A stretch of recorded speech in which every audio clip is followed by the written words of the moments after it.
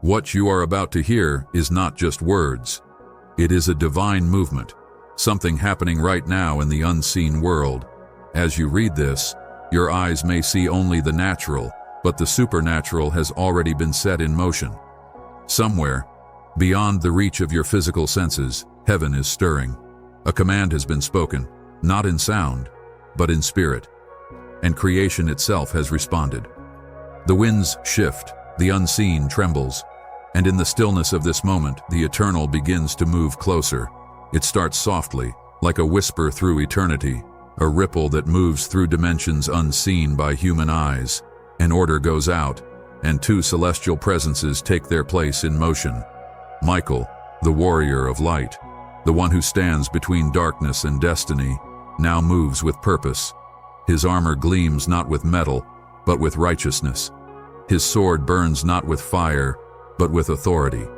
Every swing of that sword slices through invisible walls of despair, fear, and confusion.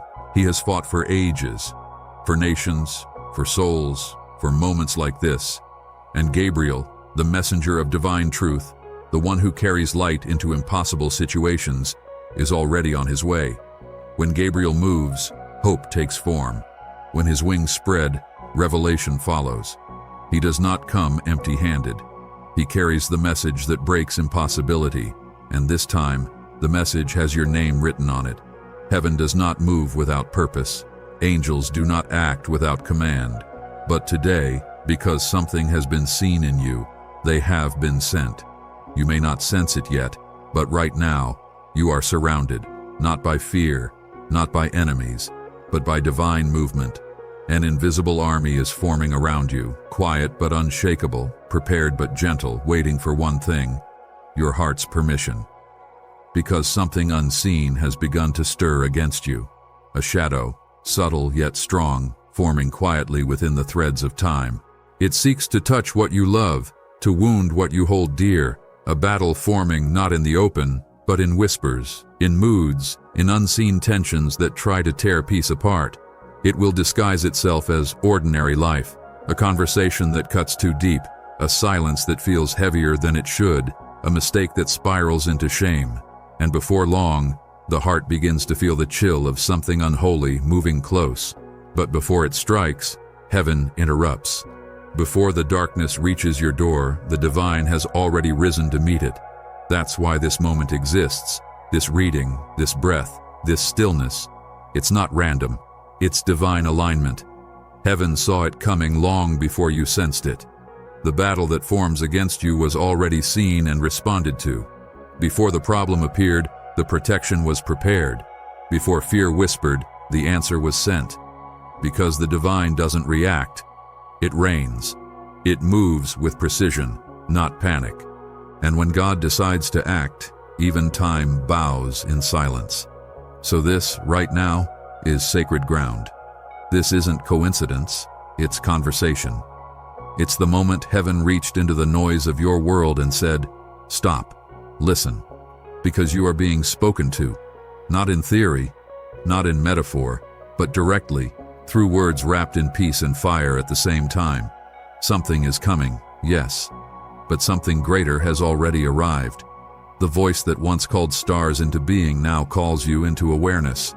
It asks not for panic, but permission, not for effort, but surrender. And this surrender begins with one truth, that your heart was never meant to carry the weight of the world alone. Far above you, unseen realms shimmer. A kingdom of light stands alert.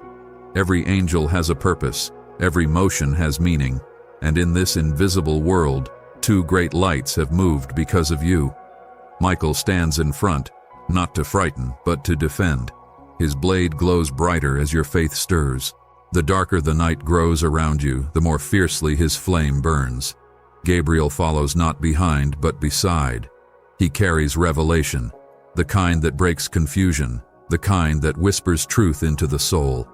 He speaks through insight, through peace, through the still moments when your mind is quiet enough to listen. They stand at the edge of your unseen world, guarding, guiding, and waiting. Because a decree has been made, heaven has spoken. The battle that is rising will not catch you unaware, not if your heart aligns. For the divine sees not only the external storms, but the ones that brew inside you, the anxiety, the fear of loss, the exhaustion from holding everything together. You've felt that heaviness lately, the unease, the sense that something unseen is drawing near. You've looked at someone you love and sensed a shadow over them, a worry that doesn't have a name but feels real enough to keep you awake. That is what heaven saw. That is why the command was sent. You've been standing strong for so long, haven't you? Trying to keep the peace, hold the house together, manage the unknown. You've fought silent battles that no one else noticed, the kind that drained strength from your spirit without ever showing on your face. But heaven noticed. Every sigh, every sleepless night, every time you smiled to hide the ache. You were never unseen. You were never unheard. Even when you felt abandoned in the noise, something eternal was listening. Even when you thought your prayers hit the ceiling and vanished, they echoed in realms far beyond time. Now, that same eternal presence that heard you is answering you, not with loud miracles, but with stillness. Because sometimes, heaven's loudest answer is peace itself. So breathe. You are not behind. You are not forgotten. You are exactly where heaven needs you to be, in the moment before the breakthrough. The messenger continues softly, his tone neither urgent nor distant, more like one who has seen too much light to fear the dark. He says, "What is coming cannot be faced by human strength alone. You cannot fight spiritual storms with physical armor. The enemy that moves against you does not enter through doors or screens or keys. It moves through words, through emotions, through choices made in haste." He pauses, and in the silence that follows, you realize something. The greatest battles are never fought outside. They begin in the unseen chambers of the heart. Every fear that grows begins first as a whisper. Every mistake that wounds begins first as a thought. And every miracle begins with a surrender. This is why the call comes again, softly but unmistakably. Let the divine take the throne of your heart, not symbolically, not temporarily, but completely. Because surrender is not weakness, it's alignment. And alignment is power. When you let the eternal reign in you, you stop fighting shadows with shadows. You begin to see with higher eyes, hear with deeper clarity. You stop reacting and start responding from peace. Heaven cannot fight through chaos. It fights through order, divine order that begins within. And right now, heaven is asking not for ritual, not for perfection, but for permission to reign. Because when the divine rules your heart, the storms outside lose authority. The narrator's voice softens, as if the world itself leans closer to listen. There are things you can no longer handle alone. Not because you're weak, but because you were never meant to. The human heart is a vessel, not a fortress. It carries light when aligned, but it cracks under pressure when isolated. And heaven knows this. That's why this message found you today. Because divine timing is not about coincidence, it's about readiness. You have reached the edge of something new, a threshold between your effort and his intervention. That family member who worries you, the one growing distant, cold, unreachable, they are seen. The divine already knows the trap being set before it forms. It can stop what you cannot even name. But heaven's laws are relational. They move through permission, not force. Your surrender is the key that unlocks divine defense. So the voice says again, crown him as king, not as a title, but as truth. Because if he reigns in you, nothing else will. You've been protecting your home with alarms, passwords, and logic, but this next battle won't knock on your front door.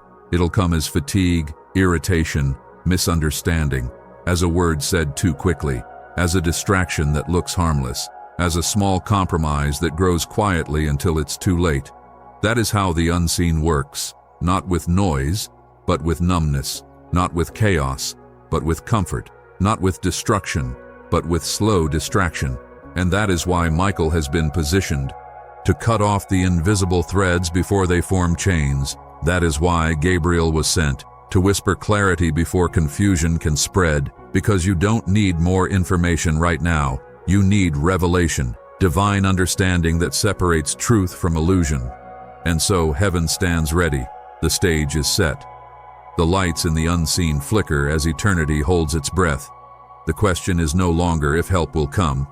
It already has. The question is whether your heart will open, because heaven moves at the speed of surrender. There is a hush in the unseen world, a pause that feels like the silence before dawn, when creation itself waits for the first light to break. Something is shifting around you, though nothing in your room has moved. It is the stillness that carries weight, the kind that presses softly on your soul and says, "Listen." The divine does not rush. It moves in perfect rhythm, unhurried, unforced. And right now, its rhythm has synced with the beating of your heart. For too long, you've carried this quiet ache, the one you never quite know how to explain. You call it anxiety, or fatigue, or just being tired. But heaven calls it the weight of unspoken wars. The wars that happen inside you when you try to stay strong for everyone else. The wars between your faith and your fear, your hope and your disappointment. The wars you fight in silence, smiling on the outside while something inside keeps asking, how much longer? Heaven has seen it all. Not from a distance, but up close, closer than your breath. And in that nearness, the divine has whispered a decision: enough. Enough carrying it alone, enough pretending that silence equals strength, enough believing that surrender means defeat. Because in the kingdom of heaven, surrender is not giving up, it's giving over. It's not saying, "I quit," it's saying, "I trust." The messenger continues, his tone gentle but firm, a voice that feels ancient yet familiar, like something you've always known but forgotten. He says the divine can only reign where it is invited, not through fear, but through faith, not through ritual, but through relationship. That is why the voice keeps repeating, "Crown him as king," because a crown is not just gold or jewels, it is permission. When you crown something king, you are saying, "You decide what happens here." And the truth is, something is already sitting on that throne inside you. Maybe it's fear, maybe it's pride, maybe it's the constant need to be in control, to fix everything before it breaks. But the divine is saying, "Give me that throne," because whoever rules the heart, rules the home. Whoever reigns within, shapes everything that unfolds without. The storms of life are not just weather. They are reflections of what is unhealed within. That's why heaven doesn't begin its battles outside. It begins them inside you. Michael may fight in the heavens, Gabriel may deliver messages to kings, but the true victory starts when your soul whispers, "I surrender." Close your eyes for a moment. Feel that subtle warmth in your chest, the one that pulses when you hear truth. That is not imagination. That is alignment. When truth meets readiness, something divine ignites. The same light that filled the burning bush, the same breath that parted the sea, the same whisper that raised prophets from despair. It stirs quietly inside you now. You don't need a temple to feel it. You are the temple. You always were. Heaven built you not just to survive this world, but to host its presence. And when the divine is allowed to reign there, the air changes. The atmosphere of your life shifts. You walk through the same house, speak to the same people, but something feels lighter. Because where he reigns, the weight leaves. You see, most people spend their lives protecting what they love, their family, their work, their peace. They build walls, make plans, prepare for what might go wrong. But spiritual warfare is not about building higher walls. It's about opening the right door. When you let the divine lead, you stop trying to control outcomes. And that's when miracles begin. Not because you force them, but because heaven finally has room to move. You cannot be the warrior and the king. You were never meant to fight and reign at the same time. That is why Michael was sent. Because protection is heaven's responsibility. Your responsibility is surrender. There is a power that awakens only in yielding. When you release control, the current of divine strength flows freely again. It's like unclogging a river. The blockage was never from heaven. It was from the clutter of fear, overthinking, and pride. The voice says, "You have prayed for me to move, but every time I reach, I find your hand still gripping the wheel. You've asked for divine direction but held on to the map. You've begged for peace but refused to stop worrying. You've asked for miracles while calculating every outcome, and still, heaven does not condemn you. It waits, patiently, tenderly, because love never forces, it invites. And tonight, that invitation is before you again, not to a religion, but to a reign, not to rules, but to relationship. Heaven wants to reign not just in your prayers, but in your reactions, not just on Sundays, but in your silences, not just in your words, but in your thoughts when no one's around, because it's in those quiet places that darkness tries to whisper its lies. You're not enough. It's too late. Nothing will ever change. But each of those lies can be silenced by one truth. He is King, here, now, within you. That's not poetry. That's authority. And when authority is recognized, alignment happens. And when alignment happens, heaven moves. As the narrator speaks, it's as if the air itself listens. You begin to sense the invisible, not with your eyes, but with your spirit. It's like standing at the shore of eternity and feeling the tide rise slowly around your feet. Something is approaching, not danger, but deliverance, not judgment, but justice, not chaos, but divine order returning. You can almost sense Michael's presence. The air feels sharper, more defined. There's peace, but also a strength woven into it, like calm before triumph. And Gabriel, his voice feels like light. He does not shout, he reminds. He brings to your memory every promise you once believed but stopped holding on to. He whispers it back into your heart like a forgotten melody. You are not behind, you are not alone, and nothing you've lost is beyond restoration. For a moment, silence. Then the narrator's voice returns, softer, almost like a prayer. The divine is not late. He is precise. He is moving in the background of what looks ordinary. The same way he turned water into wine while no one noticed the process, he is turning pain into power right now, quietly, inside you. The miracle is already in motion. You've been asking, when will it happen? But heaven's answer is, it already has. You just haven't seen it manifest yet, because manifestation begins in surrender. It doesn't happen to you, it happens through you. When peace replaces panic, you are witnessing the miracle. When forgiveness softens what bitterness once hardened, you are seeing heaven at work. When hope returns after silence, that's the divine moving inside your timeline. The voice continues, warm and steady. Every battle is won twice, once in the unseen and once in the visible. You only see the second one. But tonight, heaven has already fought the first. You have no idea how many dangers were already cut off before they reached your awareness. How many words meant to wound you were swallowed by silence before they were spoken. How many traps were disarmed while you slept. You survived nights you didn't even know were dangerous because heaven was awake. You were shielded when you didn't even know you were in a war. That is grace, unseen, unannounced, unstoppable. And tonight, that same grace covers your home again. Now, as the narrative deepens, the tone grows almost like a whisper inside your own mind. You can't tell if it's being spoken to you or from within you. It says, "You've been praying for me to change others, your family, your loved ones, but the change begins with you. When the root aligns, the fruit follows. When peace rules in your heart, it begins to spill into your home. Even those who don't believe will sense it. Even those far away will feel the shift. Because when light enters a root, every branch begins to heal. That's how heaven restores, from the inside out. So stop worrying about how to fix everyone else. Be the one who hosts the presence. Be the one who carries peace into the room. Because where peace walks in, war loses ground. You don't have to preach. You don't have to prove. You just have to remain aligned. Because the divine does not need your perfection, just your permission. You think you've lost too much time, that it's too late, that the damage is too deep, but heaven exists outside time. It can bend it, reverse it, redeem it. What years of effort couldn't fix, one divine breath can restore.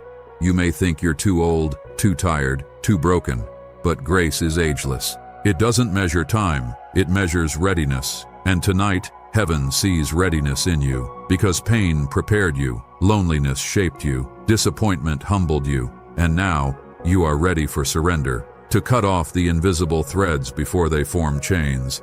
That is why Gabriel was sent, to whisper clarity before confusion can spread.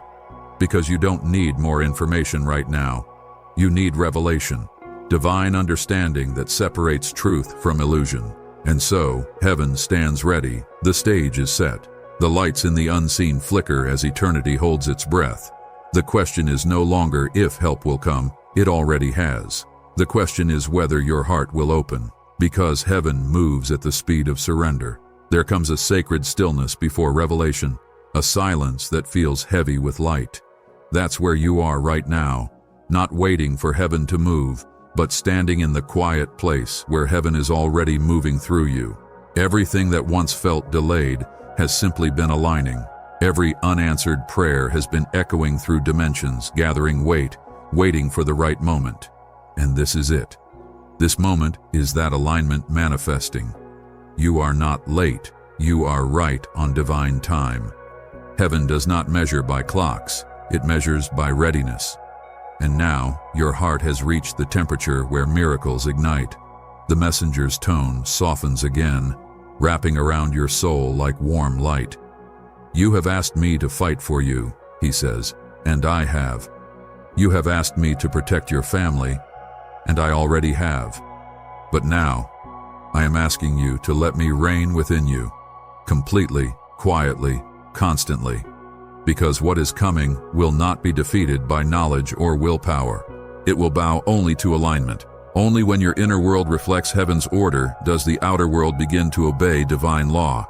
This isn't about control, it's about surrender that activates divine authority. Every part of your life is a territory, your emotions, your words, your thoughts. When they are ruled by fear, they become open ground for confusion. When they are ruled by faith, they become gates of light. You are that gate now. Your heart is the threshold between heaven and earth, and when you yield completely, heaven flows through you without resistance. You become not just protected, but radiant. You stop surviving and start transforming every space you enter. Your presence begins to shift the unseen atmosphere of a room. People won't understand it. They'll just say, something about you feels peaceful. That's not personality. That's divine rulership from within. The messenger continues, his voice barely above a whisper, but it carries a sacred weight that presses into your spirit. You keep looking for miracles outside, he says, but the first miracle must happen inside. Before the storm listens, the soul must yield. Before the mountain moves, the heart must bow. Heaven doesn't need to fix everything around you. It wants to reign within you so that what's around you loses power. That's the real protection. Not a wall of fire around your home, but a fire of faith inside your heart. Because what reigns within cannot be touched from without. Some people spend years fighting enemies they can't see. They rebuke the darkness but never invite the light. They build spiritual walls but never open spiritual windows. But you're being called higher. This isn't about fighting harder, it's about abiding deeper.